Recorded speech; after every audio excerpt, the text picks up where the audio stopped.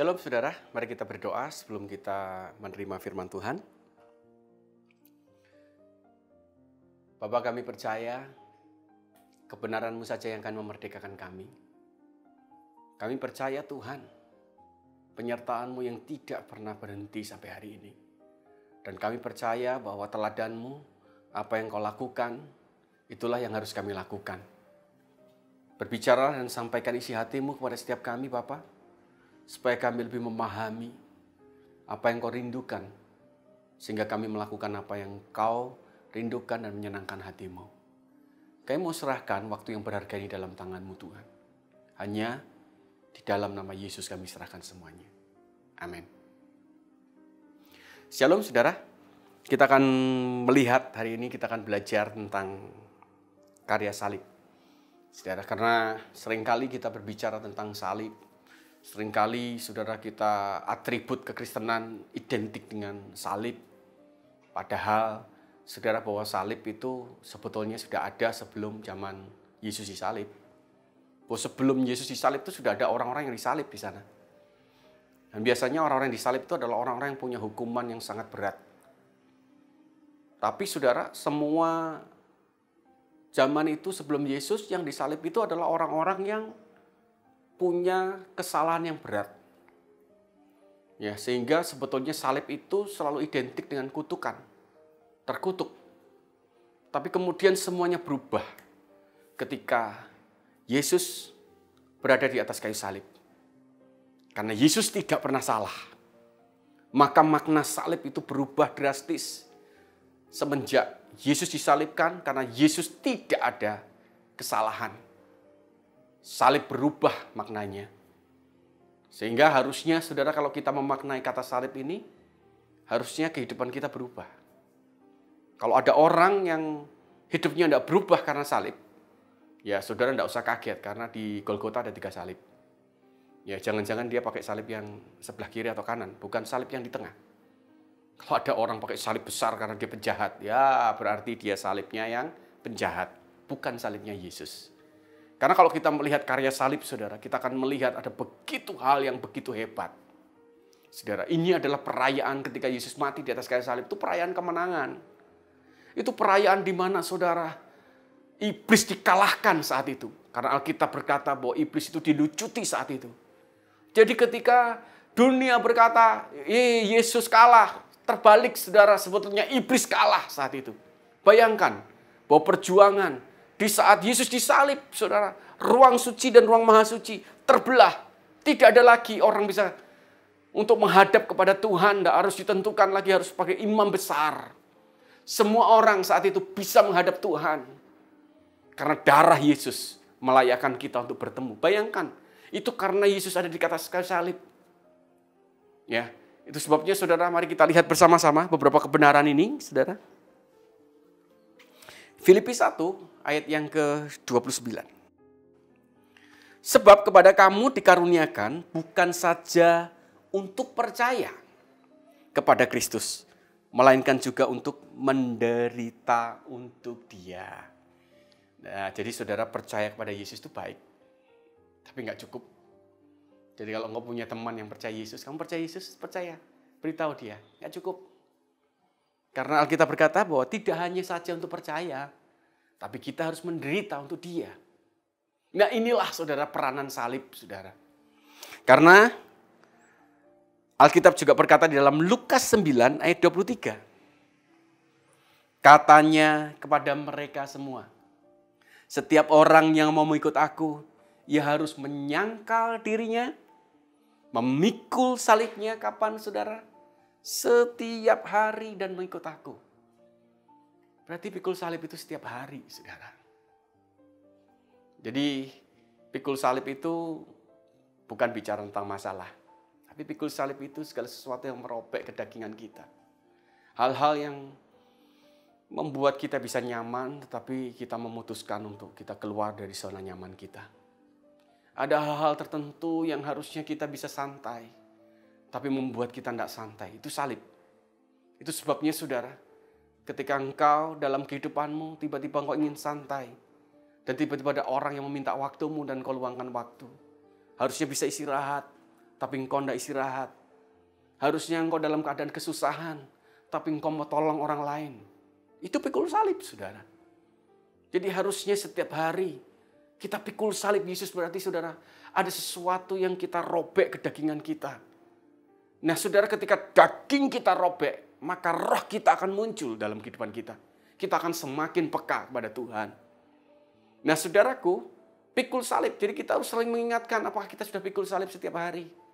Kita tolong orang, meluangkan waktu kepada orang.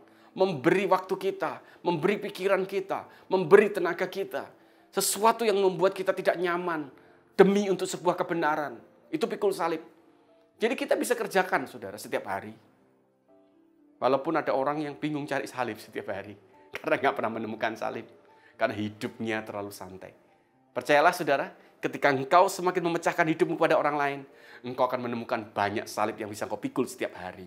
Tapi orang-orang yang santai, yang hidup-hidupnya saudara yang terus biasa-biasa, tidak membagikan hidupnya sama sekali, hidup hanya untuk dirinya sendiri. Percayalah, ketika mendengar kebenaran ini, dia bingung saudara, setiap hari mau pikul yang mana.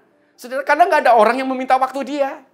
Nggak ada orang saudara minta dilayani dia. Nggak ada orang saudara yang meminta secara khusus untuk dia merobek kedagingannya dia. Nggak ada.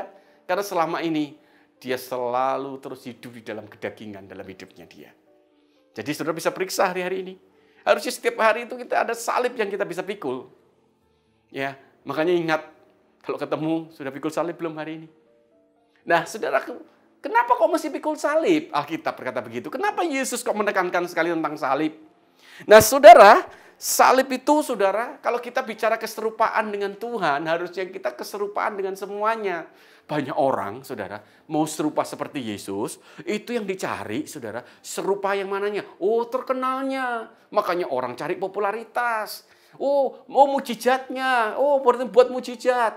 Sudah dia pikir, kalau orang menyerupai Yesus, dia lupa bahwa dia harus serupa dengan penderitaannya juga. Dia harus serupa dengan pengorbanannya dia, saudara. Dia harus serupa dengan kematiannya dia terhadap kedagingan kita. Dan dia harus serupa dengan sebuah kebangkitan. Yesus bukan mati saja, tapi dia juga bangkit. Yesus berkorban. Menyerukan apakah saudara tentang salib ini? Salib berbicara tentang pengorbanan. Tahukah saudara bahwa kasih adalah pengorbanan? Kita akan gagal mengasihi kalau kita gagal berkorban. Jadi orang-orang yang menolak kata pengorbanan, pasti dia juga tanpa sadar menolak kata kasih. Berkorban itu berbicara lebih kuat daripada kata-kata tentang kasih. Bayangkan dalam kehidupanmu, ketika orang mengatakan, setiap hari mengatakan I love you, tapi dia tidak pernah mau berkorban. Dengan orang yang mungkin dia tidak jago berkata-kata, tapi hidupnya selalu berkorban buat orang lain. Maka percayalah, kasih itu, kasih pengorbanan jauh lebih berbicara kuat daripada kata-kata. Harusnya saudara kita memuja pengorbanan daripada memuja kata-kata. Harusnya saudara berlatih berkorban, bukan berlatih berkata-kata yang hebat. Membuat kata-kata mutiara. Saudara yang begitu menawan orang mendengar. Tapi sebetulnya kehidupan kita tidak pernah berkorban seperti Yesus. Harusnya Yesus bisa memilih saudara. Untuk menyelamatkan manusia memangnya dia harus disalib? Enggak. Dia bisa membuat orang bertobat di seluruh dunia tanpa dia harus berkorban seperti itu. Dia bisa datang sebagai Tuhan yang hebat. Lalu dia menyerukan pertobatan. Dan saya yakin seluruh dunia akan bertobat. Harusnya tidak perlu melakukan itu. Tapi kenapa Yesus mengambil saudara cawan yang ketika dia bergumul di Taman Getsemani? Kalau boleh cawan ini lalu, tapi ternyata dia harus lakukan itu. Kehendak Bapa seperti itu. Karena Tuhan nggak mau saudara menyelamatkan kita karena kita takut kepada Dia. Tuhan nggak mau menyelamatkan kita karena memang kita saudara sepertinya dikuasai dan diatur supaya kita selamat. Enggak. Saudara, Tuhan ingin membuktikan bahwa Dia menyelamatkan manusia karena Dia mencintai manusia. Makanya Dia berkorban. Dengan pengorbanan, maka kasih berbicara sampai hari ini. Sampai hari ini kalau kita lihat mungkin film The Passion of the Christ diputar, kita terus menangis. Kita tidak melihat Yesus yang begitu hebat sepertinya, tapi Yesus yang penuh dengan kasih. Dia mati di atas kayu salib buat saudara dan saya. Itu salib berbicara tentang pengorbanan. Salib juga menyatakan, menyerukan kasih terbesar yang terjadi. Di mana Tuhan menjadi manusia dan rela menderita. Salib berbicara penderitaan. Salib berbicara kematian. Dan salib berbicara kebangkitan. Dan salib berbicara tentang ketuhanan. Mana ada Tuhan, saudara, mana ada kalau orang berkata nabi yang bisa bangkit dari kematian? Hanya satu yang ditulis adalah Yesus. Maka ketika di atas kayu salib, itu menyerukan begitu banyak hal dalam kehidupan kita. Kasih diberitakan, penderitaan dinyatakan, supaya kita lengkap melihat gambaran Yesus. Saudara, ketuhanan diberitakan saat itu. Karena Yesus bukan mati saja, tetapi hari ketiga dia bangkit. Kalau Yesus gak bangkit, maka kita gak pernah memberitakan ini semuanya. Kita semua percaya, dan kita percaya bahwa dia adalah Tuhan. Karena memang dia bangkit dari kematian. Saudaraku, itu semua terkumpul dari kata salib. Itu sebabnya saudara, karya salib itu begitu hebat. Saudara, bahkan untuk kita masuk dalam hadirat Tuhan, percayalah, bukan karena pujian, bukan. Saudara, terbalik, saudara, kalau saudara melihat bahwa masuk saudara dalam hadirat Tuhan karena pujian, kita masuk karena darah anak domba, karena salib juga, saudara. Inilah perbedaan orang yang memandang bahwa kalau masuk itu karena pujian, maka yang diagungkan adalah pujiannya. Harusnya terbalik. Kita masuk karena darah anak domba. Karena kita ditebus, dilayakkan, maka kita membawa pujian.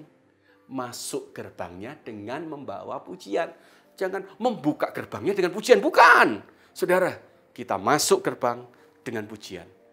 Makanya orang yang memahami salib, maka dia akan memahami kasihnya.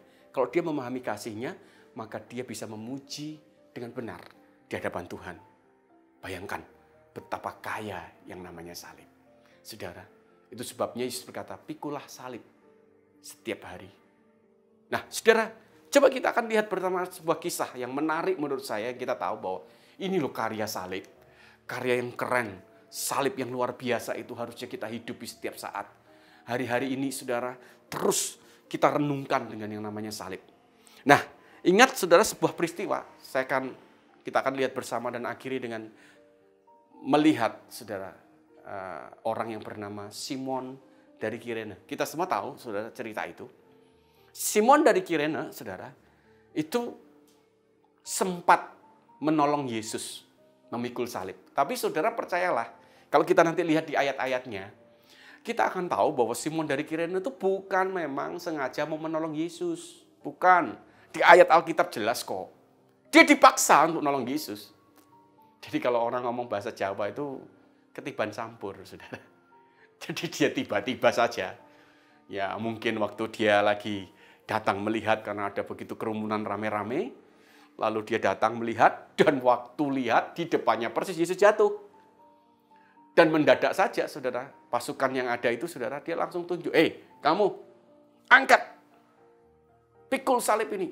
Mungkin dia kalau bisa menolak, dia akan menolak sebetulnya. Karena salib itu berat, saudara. Ada yang menulis dikatakan ada sekitar 80-90 kg. Jadi itu sampai satu tubuh orang. Pikul. Ya. Jadi ketiban campur, saudara. Dia kebagian. Saudara, yang sebetulnya dia nggak mau, dia mau tolak, saudara. Tapi hari itu dia nggak bisa tolak. Hari itu dia harus pikul, saudara, salib itu. Nah, kita lihat, saudara.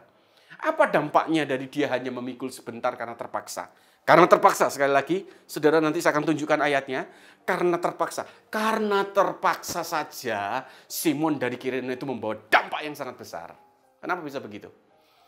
Karena satu hari waktu saya ke Israel, saya ketemu tour guide-nya dan dia cerita beberapa, saya udah lupa, saudara, itu situs yang mana, tapi dia cerita ini.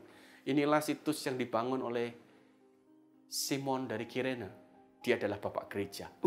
Mendengar kata-kata itu saya tanya, apakah Simon dari Kirene? Ya, dia disebut bapak gereja, saudara. Hah? Bapak gereja. Dan itu saya simpan, saudara, sampai satu hari. Saya jadi bertanya-tanya. Sebegitukah? Apalagi saya melihat ayat, saudara, di Alkitab ditulis karena dipaksa. Bayangkan orang yang terpaksa pikul salib aja hidupnya berubah. Bukan hanya dirinya, keluarganya berubah. Dan dia membawa dampak buat banyak orang. Apalagi saudara dan saya yang setiap hari pikul salib. Harusnya hidup kita memiliki dampak yang sangat besar, melebihi dari apapun. Nah, kita lihat ya, sebuah kisah Simon dari Kirene ini ternyata tercatat di Alkitab, saudara. Coba kita lihat bersama-sama dalam Matius 27 ayat 32.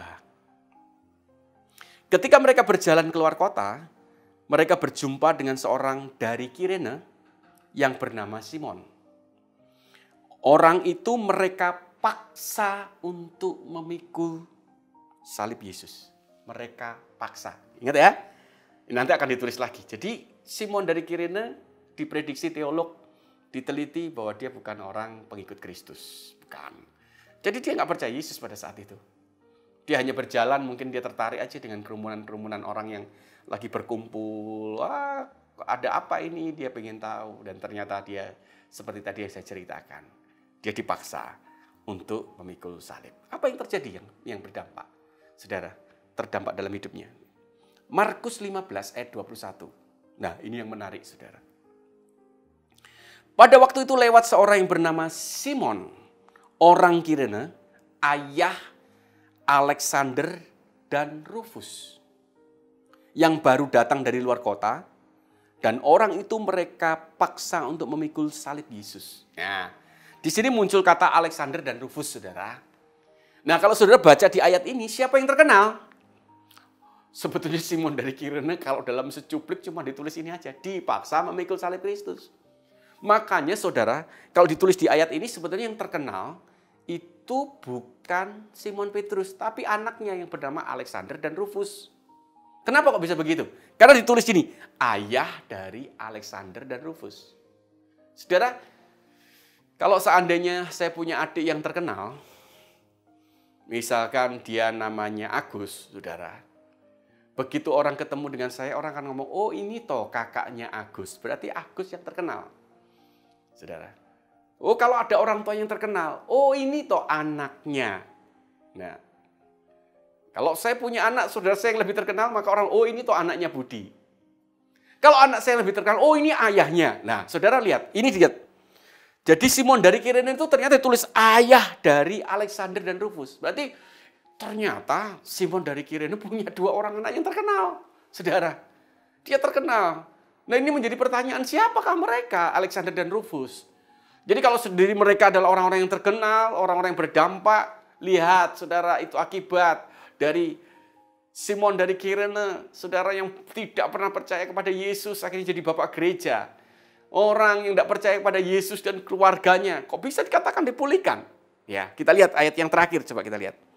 Roma 16 ayat 13. Salam kepada Rufus, orang pilihan dalam Tuhan. Nah, garis bawahi.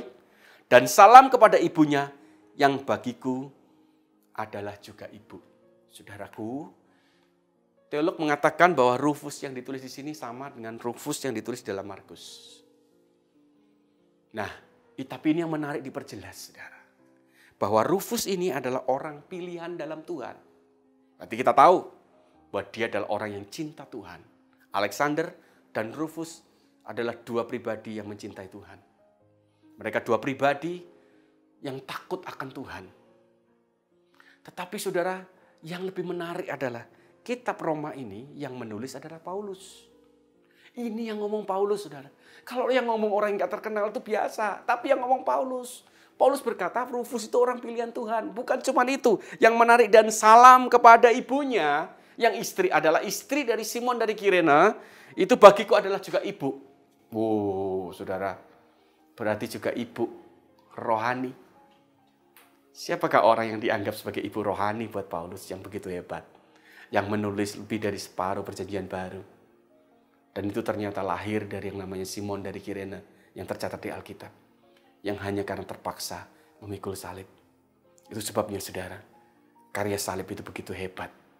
Ketika kita renungkan karya salib, maka kita merenungkan kasih yang sesungguhnya. Ketika kita pikul salib, kita punya kuasa yang begitu hebat. Melepaskan cinta, melepaskan karya yang nyata bersama dengan Tuhan. Itu sebabnya saudara, renungkan terus karya salib. Dan hidupi salib itu dengan hebat di dalam kehidupan kita. Mari kita berdoa. Terima kasih buat salib-Mu Tuhan. Yang Engkau juga mengatakan bahwa kami harus pikul salib. Kami percaya di balik rahasia itu ada kuasa yang begitu dahsyat. Kau pimpin setiap kami, kekuatan-Mu Tuhan, supaya kami boleh melakukan sesuai dengan apa yang Kau mau. Pikul salib setiap hari. Karya salib-Mu begitu hebat, karena Engkau adalah Tuhan. Terima kasih. Terus Kau berbicara pada setiap kami Tuhan. Hanya di dalam nama Yesus kami berdoa. Haleluya. Amin.